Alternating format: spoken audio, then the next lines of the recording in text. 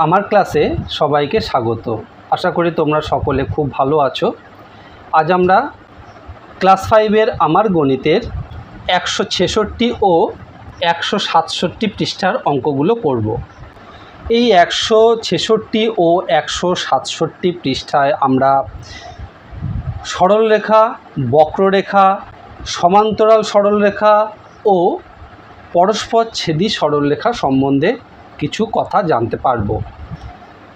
166 ও 167 পৃষ্ঠায় যে তথ্যগুলো আমরা পাবো এই ভিডিওর মাধ্যমে, সেই তথ্যগুলো কিন্তু আমাদের পরীক্ষার জন্য খুবই গুরুত্বপূর্ণ, কারণ এই তথ্যগুলো থেকে একটি অথবা দুটি প্রশ্ন কিন্তু আমাদের পরীক্ষায় থাকতেই পারে। সুতরাং তোমরা মন দিয়ে দেখো এবং পুরো বিষয়টি বোঝার চেষ্টা করো। প্রথমেই দেখো, বলা হয়েছে সরলরেখার একটি বিন্দু থেকে অপর একটি বিন্দু যেতে কোনো দিক পরিবর্তন করতে হয় না। এখানে একটি সরলরেখার ছবি দেওয়া হয়েছে। AB একটি সরলরেখা। এই সরলরেখা দেখো কোনো দিক পরিবর্তন করেনি, অর্থাৎ কোথাও বেঁকে যায়নি। তারপর বক্ররেখা সম্বন্ধে কি বলা হয়েছে, এখানে দেখো CD একটি বক্ররেখার ছবি দেওয়া হয়েছে, আর এখানে বলা হয়েছে বক্ররেখার উপর একটি বিন্দু থেকে ওই রেখা বরাবর অপর বিন্দুতে যেতে ক্রমাগত দিক পরিবর্তন হয়। তাহলে বিষয়টি কি দাঁড়ালো? সরলরেখা একদম সোজাসুজি যায়, কোনো জায়গাতেই সে বাঁকে না। আর বক্ররেখা বারবার দিক পরিবর্তন করে, অর্থাৎ ক্রমাগত এঁকে বেঁকে চলতে থাকে। আশা করি বিষয়টি তোমরা বুঝতে পারলে।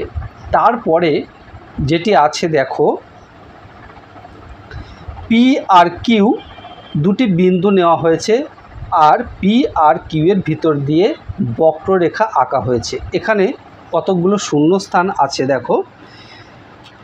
দুটো বিন্দু দিয়ে কতগুলো বক্ররেখা আঁকতে পারি দেখো। PQ দুটি বিন্দু, এই দুটি বিন্দুর ভিতর দিয়ে আমরা যত খুশি বক্ররেখা আঁকতে পারি।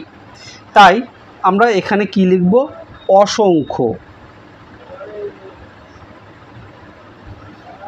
দুটি বিন্দু দিয়ে আমরা অসংখ্য বক্ররেখা আঁকতে পারি। আবার দুটো বিন্দুর সংযোজক রেখাংশগুলোর মধ্যে ক্ষুদ্রতম হলো কোনটি? ক্ষুদ্রতম হবে সরল রেখা। যে রেখাটি P আর Q এর ভিতর দিয়ে সবচেয়ে কম রাস্তা অতিক্রম করে P আর Qকে ছেদ করে যাবে, সেই রেখাটি সরল রেখা হবে, অর্থাৎ সেই রেখাটি হবে সবচেয়ে ছোট, অর্থাৎ ক্ষুদ্রতম।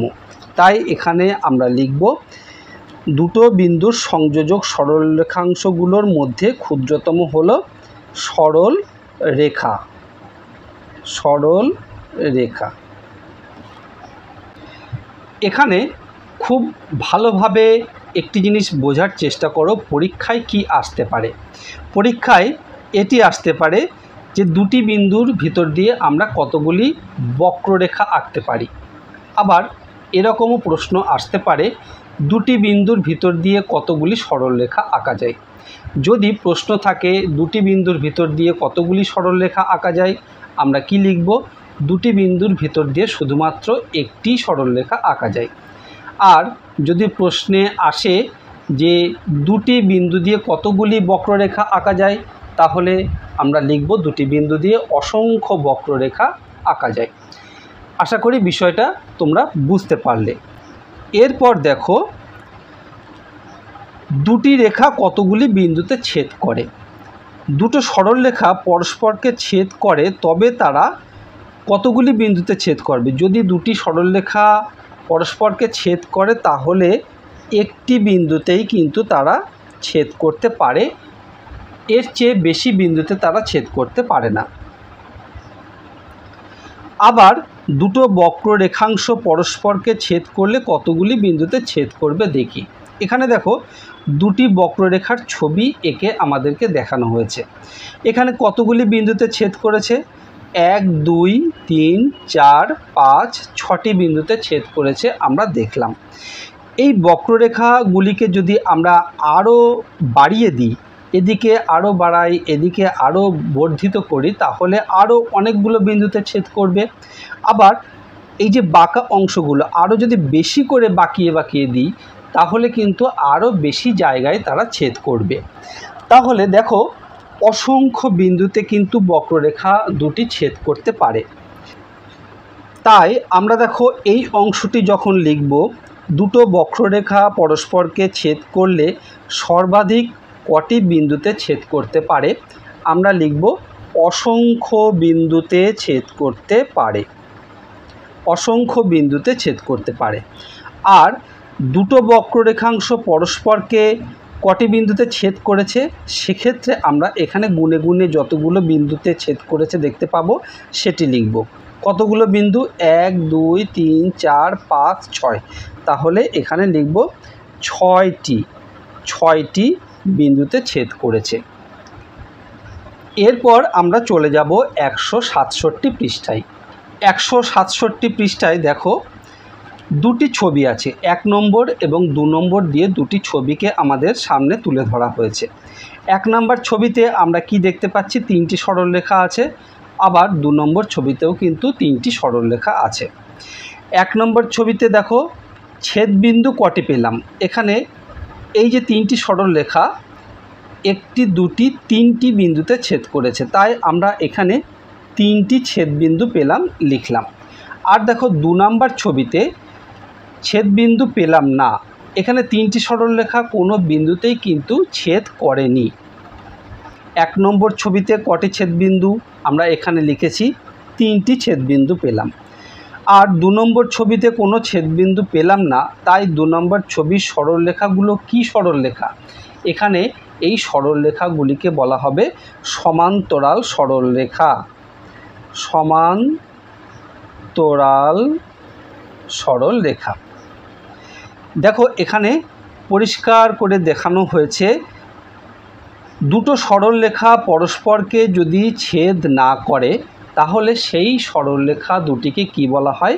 সমান্তরাল সরলরেখা বলা হয়। এই বিষয়টি তোমরা খুব ভালোভাবে মনে রাখো। সমান্তরাল সরলরেখা কাকে বলে? এই রকম একটি প্রশ্ন কিন্তু আমাদের পরীক্ষায় আসতে পারে। তখন আমরা কি লিখব? একই সমতলে অবস্থিত 2 বা তার বেশি সরলরেখা যদি তারা পরস্পর মিলিত না হয়, সেই সরলরেখাগুলো সমান্তরাল সরলরেখা।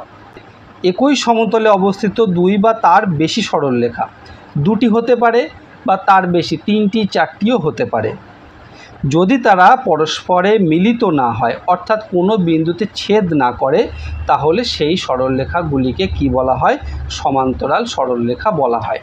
যেমন এই যে 2 নম্বর ছবিতে যে সরলরেখাগুলো দেখানো হয়েছে, এই সরলরেখাগুলো কোনো বিন্দুতে ছেদ করেনি, তাই এদেরকে বলা হচ্ছে সমান্তরাল সরলরেখা। তারপর দেখো যদি সরলরেখাগুলো পরস্পরকে ছেদ করে, অর্থাৎ এই যে 1 নম্বর ছবিতে 3টি সরলরেখা আছে, এখানে 2টিও হতে পারে। 2টি সরলরেখা বা তার বেশি সরলরেখা যদি একই সমতলে থাকে এবং তারা পরস্পরকে ছেদ করে, তাহলে সেই সরলরেখাগুলিকে আমরা কি বলবো? পরস্পর ছেদী সরলরেখা বলবো। এখানে দেখো দুটি ছবি দিয়ে এই বিষয়টি আরও ভালো করে তোমাদেরকে বোঝানো হয়েছে। এখানে রেল লাইনের ছবি আছে আর এখানে একটি স্কেল আছে। রেল লাইনের ছবিতে আমরা বাস্তবে রেল লাইন সবাই দেখেছি, রেল লাইন পরস্পরকে কখনোই কিন্তু ছেদ করে না। একটি লাইন আরেকটি লাইনের উপর দিয়ে কখনোই চলে যায় না বা তারা ছেদ করে যায় না। আবার স্কেলকে যদি দেখো, স্কেলের এই যে পাশ আর এই পাশ, এই দুটিকে যদি আমরা সরলরেখা মনে করি, তাহলে এই দুটি পাশ কখনোই মিলিত হয় না, অর্থাৎ পরস্পরকে ছেদ করে না। তাই এই দুটি সরলরেখাকে আমরা কি বলতে পারি? সমান্তরাল সরলরেখা বলতে পারি। আর একই রকমভাবে এই দুটি রেল লাইনকেও যদি আমরা সরলরেখা মনে করি, তাহলে এই দুটিও হলো সমান্তরাল সরলরেখা। আশা করি সমস্ত বিষয়গুলো তোমরা খুব ভালোভাবে বুঝতে পারলে। ভিডিওটি ভালো লাগলে তোমরা অবশ্যই তোমার বন্ধুদের মধ্যে শেয়ার করে দিও, তাহলে তোমার বন্ধুরাও শিখতে পারবে। আর এই রকম ভিডিও আবারও পেতে চাইলে চ্যানেলটি অবশ্যই সাবস্ক্রাইব করে রেখো। খুব ভালো থেকো, দেখা হবে আবার পরের ভিডিওতে। ধন্যবাদ।